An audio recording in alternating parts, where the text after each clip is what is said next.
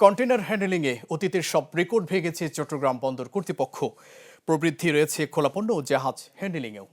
কর্তৃপক্ষ জানিয়েছে সদ্য বিদায়ী ২০২৫ সালে চট্টগ্রাম বন্দরে কন্টেনার হ্যান্ডেলিং হয় ৩৪,০৯,০৬৯ একক, যা আগের বছরের চেয়ে ৪.৭% বেশি।